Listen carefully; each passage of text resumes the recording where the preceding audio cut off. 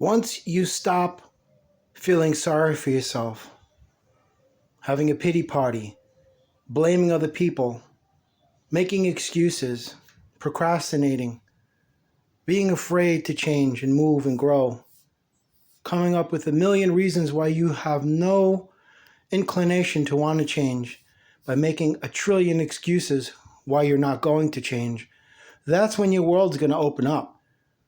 That's when your environment is going to change, because when you change the way you view the world you view will change.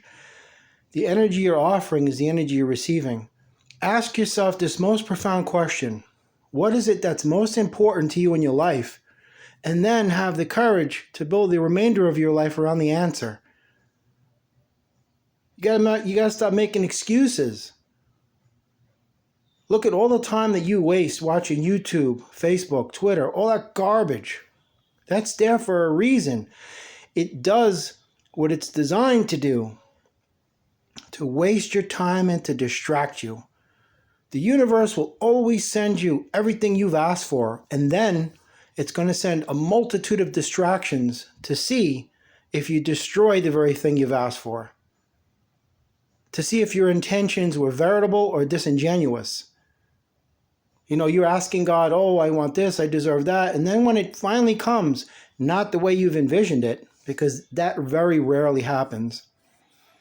You always get what you need, not what you want, because what you need is what you require. What you want is what you desire. Two totally different worlds. Anyway, when this beautiful thing arrives in your life, then all of a sudden the novelty wears off, and then you're on to the next fix, or the next trick, or the next new shiny object, or whatever it is.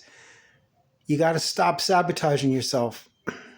Got to stop feeling sorry for yourself, having a pity party, making excuses, blaming other people, procrastinating, coming up with all these excuses why you're not going to do anything. It's always somebody else's fault.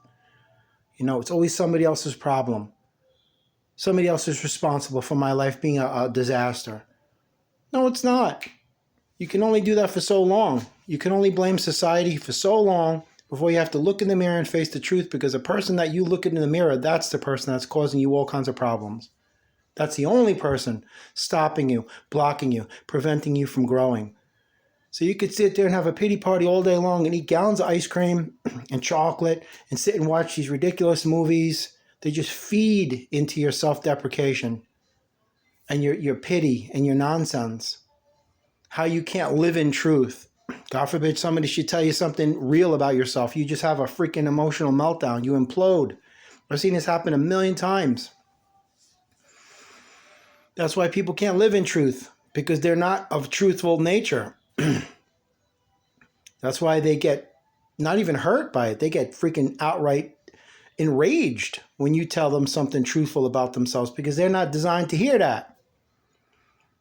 You're being conditioned to believe everything that you want to believe is the truth.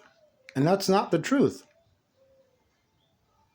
People only want to hear their truth, not the truth. And that is the real truth. And you can't exist like that. That's not the way the world works. That's why they got these, ridiculous social programs like everybody's going to get a participation trophy. Nobody's ever nasty or negative. That's garbage. That's nonsense. This world is filled with crazy people. It's filled with toxic, dysfunctional people. So how could you say that nobody in this world is incapable of being negative? Everybody is. You got to get in touch with that. No matter how happy you are, which is a beautiful state of being, you are still capable of killing somebody. Just as much as you can create something, you can destroy it. Water is a prime example. Fire is a prime example. All of the elements of nature and the universe are prime examples. Love is a prime example. You can love to help people or love to hurt people. It all depends on how you use the energy. Because the energy is just sitting there inert, neutral, with no assigned nature until you grab a hold of it and then you assign it a nature. It's this flaccid lump of clay sitting there. And then you mold it and shape it and contour it to assume a specific form that is desirable to the imagination of your reality. And that's the way it is. So stop feeling sorry for yourself. Stop making excuses. Stop wasting time.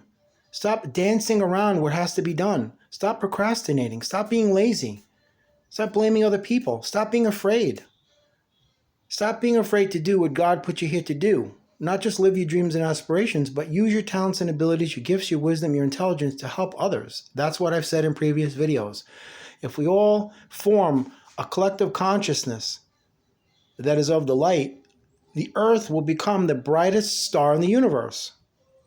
But since everybody's fighting and divided and their minds are controlled by external and remote sources, the world is slowly becoming the darkest star in the cosmos. But God will not allow that, because God is in control, not these clowns and fools and morons and thieves and pedophiles and Satanists and Luciferians.